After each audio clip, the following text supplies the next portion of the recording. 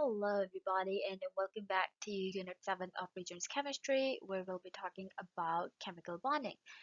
So today we'll talk about the last type of bonding that we looked at, which is covalent bonding. So covalent bonding is the bond or the attraction between non-metals, and it is formed by sharing of electrons. So here we see two different atoms, both of them are non-metals, and both of them have 7 valence electrons. So rather than transferring their electron this time, what they'll do is they'll just share that the one lonely electron that they have, and that's how both of them are going to have 8 valence electrons because their 7th electron is going to be shared with the other one as well. So a couple different examples of covalent compounds, or the type of compounds that have covalent bonds, are Cl2. So here we have two chlorine atoms and both of them are sharing their valence electrons, like either one of their valence electron or two of their valence electrons to make a Cl2 compound. We have NH3. So here we have one nitrogen atom and that is sharing its electrons with 3 hydrogen atoms. And then we also have water. Water also has covalent bonds where we have an oxygen atom sharing its electrons with 2 hydrogen atoms. So there are two different types of covalent bonds that can be formed in a compound. The first one is a non-polar covalent bond, which is formed when electrons are shared equally. So this normally happens when we have a bond between the identical atoms. So for example, when we looked at a chlorine atom bonding or sharing its electron with another chlorine atom. So both of them were the same atoms. So they will have a non-polar covalent bond because both of them have the same electronegativity. So their electron will be shared equally. Remember, electronegativity is the ability of any atom to attract the electrons of other atom. The other type of covalent bond that a compound can have is a polar covalent bond. And as you guys might have guessed this already, in a polar covalent bond, electrons are not shared equally. That's because we are looking at different atoms that are bonded together, and those different atoms have different electronegativities. So because of that difference in the electronegativity, their electron is shared unequally. So that gives us like partial opposite charges in that compound. So we have one side that is partial positive, so that is the side that is less electronegative. It has the less ability to attract the electrons. And then we have the other side that is partial positive because it is more electronegative. It has more ability to attract electrons, and because electrons are negative, that thing has like more of a negative charge. The thing to remember here is that these partial positive and partial negative charges, they are just apparent charges. They are not a +1 or a -1. They're way less than that. So please do not ever think that a partial positive means +1 or a partial negative means -1. It absolutely does not mean that. So these are just apparent charges. We are basically just trying to show which side is more electronegative and which side is less electronegative. That's the whole point of this. So let's say we are looking at hydrogen chloride. So both of them, we have one atom of hydrogen, one atom of chlorine. They have a covalent bond in between them. And because these are different atoms and both of them have a huge electronegativity difference, they are going to make a covalent bond. Their electrons will be shared with each other. So when we write the partial positive and negative charges, hydrogen is less electronegative, so it's going to have a partial positive charge, and chlorine is more electronegative, so that's going to have a partial negative charge. So that's one way of writing this.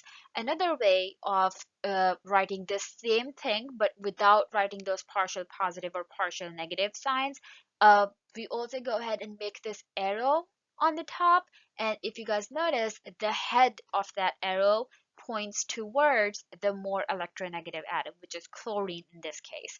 So the tail is pointing towards hydrogen because hydrogen is less electronegative, and the head is pointing towards chlorine because chlorine is more electronegative.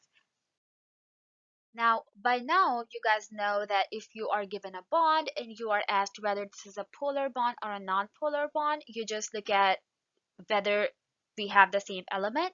If not, how much is the electronegativity difference. If it's a huge difference, then, or if it's within the range, and we'll talk about what that range is.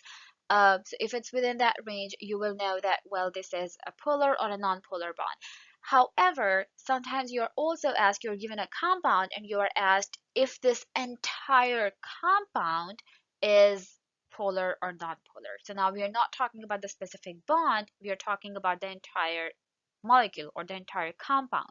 So if you're looking at at smaller molecules, something like this, like a water molecule, it's easier to guess that because we do have the polar ends, so the molecule is also going to be polar. However, if you're looking at something like this, it's not that easy. It is a bit more complicated. We have to think about a couple of things to decide whether the entire molecule is polar or if it's non-polar. So here's what we do. So let's start by looking at a simple example of, let's say, hydrogen chloride again. Okay, here we have hydrogen chloride. Hydrogen is less electronegative, so it's partial positive. Chlorine is more electronegative, so it's partial negative. And both of them are, when they're bonded together, there's only one bond in the middle. The arrow to represent the electronegativity is going to be pointing towards chlorine. So it's a pretty simple decision in this case because there's only one bond. We can just say quickly that this is a polar molecule overall, because the only bond that we see in the molecule is polar. So it's a polar molecule. And just to throw like a quick fancy word in there, whenever you have a molecule like this where you only see two poles, one pole is partial positive, the other pole is partial negative, so there are only two ends. This type of molecule is called a dipole, because di means two. So basically it's just saying that we have two poles in this molecule. Now, when we talk about bigger molecules, the overall polarity of the molecule depends on the molecular shape. So for example, if we talk about carbon dioxide, in carbon dioxide, we see two bonds. So here we have the first bond between carbon and oxygen. Here we have another bond between carbon and oxygen. Now, both of those bonds are polar because there's an electronegativity difference between carbon and oxygen. Oxygen is more electronegative than carbon. So as you guys notice, the arrows are pointing towards the oxygen, okay, towards both of the oxygens. So overall, this is a symmetrical molecule. So symmetrical means one part is exactly similar to the other side. So as I just said, the arrow is pointing towards oxygen on both sides. So it's a symmetrical molecule, and whenever we have a symmetrical molecule where both sides are the same, the overall charge basically is, we can say, canceled out. So it's balanced, and that type of molecule is going to be non-polar. So even though, now this is a very good example of, even though we have two polar bonds in the molecule, the overall molecule is non-polar. Okay? Let's say we are now looking at water. So water once again has two polar bonds. So here we have oxygen, and oxygen has 1, 2, 3, 4, 5, 6 electrons. Now it needs two more. So what oxygen is going to do to make a water molecule is it's going to share an electron with two hydrogens. So here's hydrogen number 1 sharing one of its electrons. Here's hydrogen number 2 sharing one of its electrons. So now hydrogen has 2 electrons, so it's stable, both hydrogens, and oxygen has 8 electrons, so that's stable as well.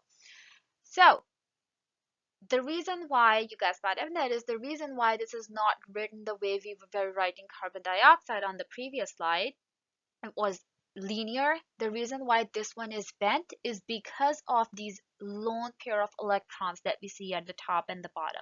These electrons are just like pushing those two hydrogens down.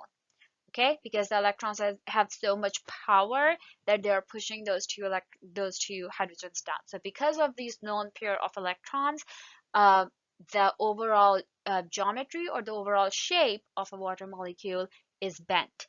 So is this symmetrical? No, it's not, because the shape is bent. Now on the we can say on the top where we have the oxygen and those lone pair of electrons and stuff, that is going to be the partial negative part And then towards the bottom where we have the hydrogens kind of bended towards the bottom, that's where we have like a partial positive part.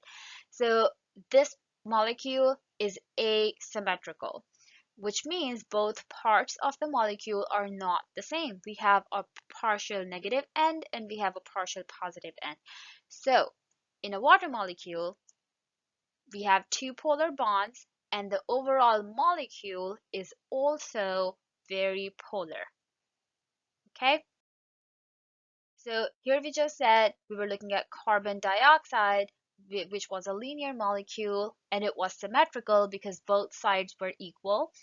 Um, so that was a non-polar molecule overall. And then we looked at water, which had a bent geometry or bent shape. It was asymmetrical because we had a partial positive end and a partial negative end. That's why the overall molecule was polar. We can also have a geometry or a shape like this. It's called trigonal planar. So here we are looking at a molecule BF3. We have boron in the middle, and we have the boron bonded with three fluorine atoms. Fluorine is the most electronegative element on the periodic table. So very, very electronegative, which is why you guys see that the arrows are pointing towards the fluorine. The thing to notice here, however, is that all of the arrows are pointing towards the fluorine. So overall, this is a very symmetrical, a very stable shape, which is why the overall molecule is going to be nonpolar. Even though the three bonds that we see in there, all three of them are polar. So we have polar bonds, but nonpolar molecule. But then we can also have a shape like this, which is called a pyramid. So here we have NF3. We have nitrogen in the middle, which also has a lone pair of electrons. And then the nitrogen is bonded to fluorines. And again, we know fluorine is very electronegative, so the arrows are pointing towards the fluorines. So now that fluorine part is going to be partial negative because it's very, very electronegative. And the nitrogen part, even though it has the lone pair of electron, which is why it's kind of bending the fluorine downwards. But overall, fluorine is more electronegative, so the nitrogen part is going to be partial positive kind of thing. Because again, remember, those partials are just like apparent charges. They are not necessarily saying that it's a negative one or positive one charge. So that kind of molecule is asymmetrical because we have partial positive end and a partial negative end. So the overall molecule is also going to be polar. So we have three polar bonds and the molecule is also polar. So the acronym that we can use to memorize this is it's a SNAP. If you are looking at a symmetric molecule, or if you're looking at a molecule that has a symmetric shape, then it is non-polar. And if you are looking at a molecule that has an asymmetric shape, then it is polar. Now, the compounds where all of the atoms are covalently bonded are called the nitric solids. And a key property for the nitric solids are that they melt at very, very, very, very, very high temperatures, or they just don't melt at all, even at those very high temperatures. So, two quick examples for network solids are diamond, where we have which is a network of covalently bonded carbon atoms. So we have a whole bunch of carbon atoms that are bonded together uh, with covalent bonds. And then another example is graphite, which is once again carbon atoms bonded together covalently. Alrighty, so the next thing that we'll practice is how can we draw the molecules for covalent bonds. So let's say we have to draw a molecule for hydrogen cyanide, where we have one atom of hydrogen, one atom of carbon, and one atom of uh, nitrogen. And by the way, cyanide is one of the polyatomic ions that you have in your table E. So we talked about the polyatomic ions in topic number 1, when we were talking about the ionic bonding. So let's say we have to draw like a structure for this, or draw like the bonds for this one. The first thing that we have to figure out is how many electrons do all three of these atoms need, and then how many do they have right now. So hydrogen, we'll start with nitrogen, And we know that nitrogen is going to need 8 valence electrons in order to be stable because it wants that noble gas configuration. But right now, nitrogen only has 5. Next up, we have carbon. Carbon needs 8, but right now carbon only has 4. And then finally, we have hydrogen, which needs 2, but right now it only has 1. Okay, so the sum is overall we need 18 electrons. However, we only have 10. So definitely, because these we are talking about covalent bonds, all of them are going to be sharing their electrons. The electrons are not going to be transferring from one thing to the other. All of them are just going to share the electrons and kind of like make their way to having those perfect configurations or the perfect number of valence electrons that they do want to have in order to be stable. So now we want to calculate how many bonds will it take to have those perfect number of electrons. So we'll this is the formula that we can use. The number of bonds will be equal to how many electrons do we want, how many do we have, and we'll divide that by 2. So as we just said, based on our sum, that overall we have 18 electrons. No, we want 18 electrons. Right now we have 10, so 18 minus 10, which is 8, divided by 2, we are going to have 4 bonds. The reason why we are dividing this by 2 is because remember, one line for a bond represents 2 electrons. Okay, that's why we are dividing this by 2 because we need 8 electrons, but we are trying to figure out the number of bonds, so we can just divide those 8 electrons by 2 because one bond has 2 electrons, and that gives us 4 bonds. So when we start drawing the structure, we'll start with a central atom. So in this case, carbon is going to be the central atom. And just a quick hint, wink wink, whenever you guys see carbon in any compound, for the most part, carbon is going to be your central atom. Okay, so carbon will be the central atom, and then we will have a nitrogen forming a bond with the carbon. So there you go. And then we'll have a hydrogen forming a bond with that carbon. So there you go. So right now we have 2 bonds. There's something wrong with this picture because it's not complete yet. We don't have the complete formula. So when we try to look at what's wrong with this picture, well, we only uh, out of these 3 elements that we are looking at, only hydrogen has like the complete uh, or the perfect number of electrons that it wants to have. So hydrogen has 2 electrons. That's how many it needed. But the other 2 still need more. And the other thing is we predicted that they are going to be having 4 bonds. However, right now, these elements only have 2 bonds. So now we know that we need 2 more bonds. Because hydrogen is full, we won't touch that anymore.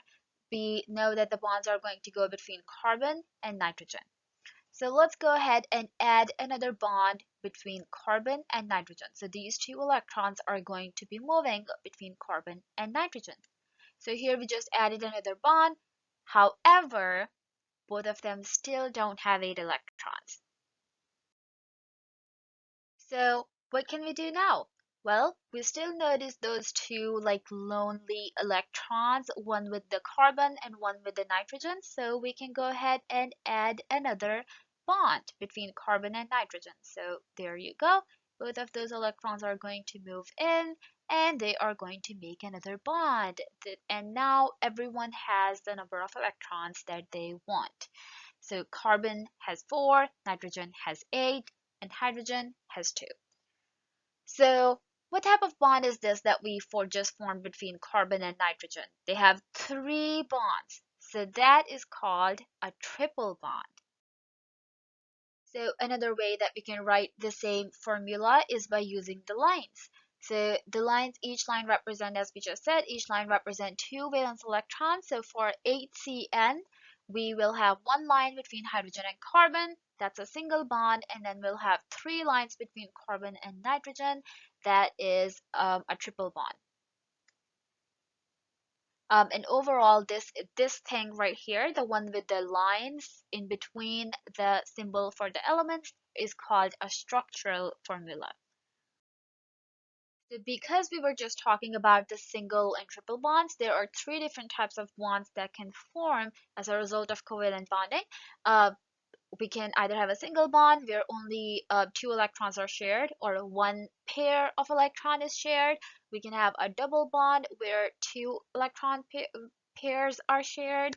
And then we can have a triple bond where we have three electron pairs that are shared. So a pair means two electrons. So basically, when we say two electron pairs, that means four electrons. When we say three electron pairs, that means six electrons.